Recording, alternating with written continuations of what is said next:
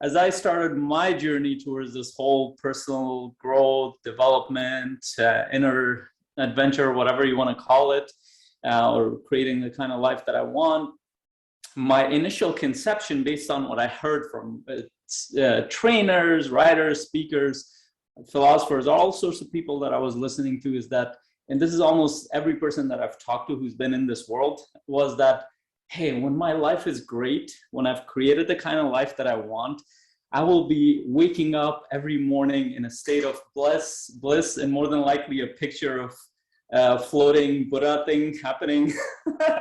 Every day will be great. I'll be having amazing moments constantly, and I'll be crushing through all my goals, and I'll be dealing with all my problems like it was nobody's business, and I'll have constant wins about in every aspect of my life. I know I'm exaggerating this a little bit, but does that sound closely or remotely similar to what we kind of conceive? Can anybody relate to that initially as we go on this path, that we want that kind of life, that perfect kind of life? So in reality, what that looks like is, as human beings, we're going to have struggles. We're going to consistently deal with struggles, and those struggles can show up in an internal way in terms of our own psychology, our own thoughts, our own emotions, our own spiritual world, or it could show up in our external environment.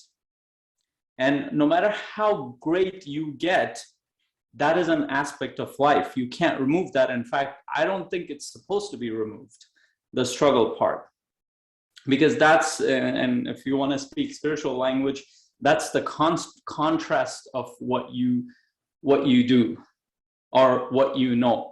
So for example, the only way you know what happiness is because you've faced some kind of misery or suffering. The only way you know peace is because you haven't had peace at parts of your life. And you might have heard the analogy of, how does a fish know that it's in the water? Like, the only way it will ever know is if you take it out of the water. To fish, the water is the norm. Just like the only way we walk around on the ground every day, we never notice the ground. Like, we take it for granted.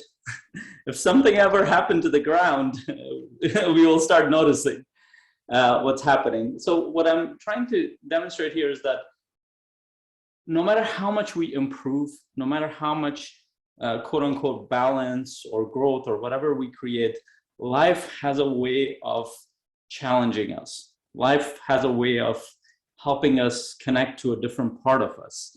We don't know what the grand scheme of life is, or intelligence is, if you believe in anything like that, or the pattern is. But what we do know is that life is not meant to be the kind of pictures that are given to us. So then it's just a caveat around almost everything that I'm going to share with you. There will be thoughts, there will be models, there will be ways of doing things that will help you grow towards a positive direction, but none of them are a complete model.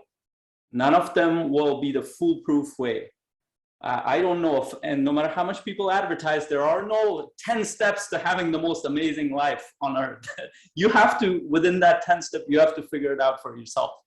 You have to customize it to who you are, what you consider your life to be, that's joyful, that's connected, that's fulfilled, or that has challenges in it that you like, whatever it is that you call that.